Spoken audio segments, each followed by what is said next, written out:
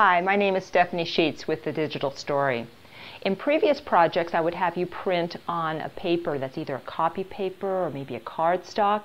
This time, we're going to do something a little bit more different. I'm going to have you print on something called shrink plastic. After you go through the process, you're going to end up with something small and hard and charm-like like this. Here's how it's done. You want to select a bunch of photos and place them on a piece of copy paper. Just lightly tack them down. Then you're going to take this to your printer and print it onto the shrink plastic sheet. After that, it will look like this, nice firm surface. You'll want to trim these down into smaller pieces before they're baked into the charms that we're going to make next. Let's get started. I have my pictures loaded in the printer and I have my shrink plastic ready to go. However, before I insert it, I'll need to sand it both horizontally and vertically to give it a nice fine grit. I'm going to place this face down in the paper slot and then I'm ready to go.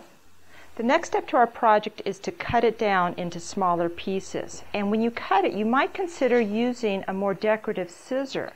Here's an example of a wave cut.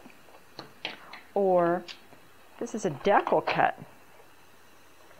For the project I'm doing today, however, I'm just going to be using the traditional straight cut. Just cut around your design to remove it. And after you have it cut completely out, one thing that you might want to do is round the corners a little bit as well.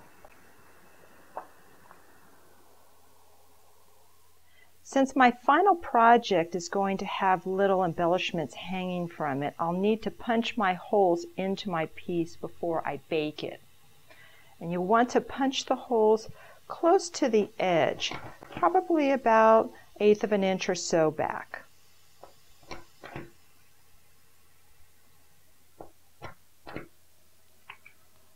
I finished cutting out my pieces and placed them on my baking surface, and I also have my holes punched because I'm going to be making these into little charms at the bottom, and so now I'm ready to do my baking.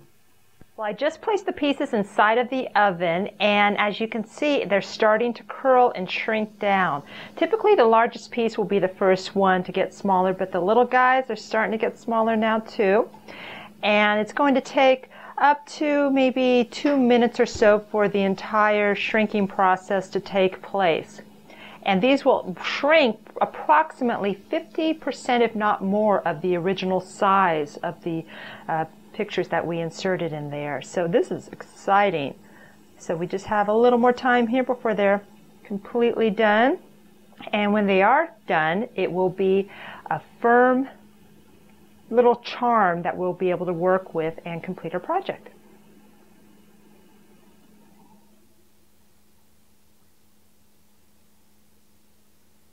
Sometimes when you get the pieces out of the oven, they're not completely flat. So what I'll do is I'll put a piece of mat board on top and just roll over the surface to make sure I get those charms as flat as possible.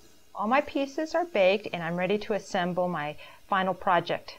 We want to work with some links, and these are some store-bought links that are already pre-made, thin wire, so they're easy to work with.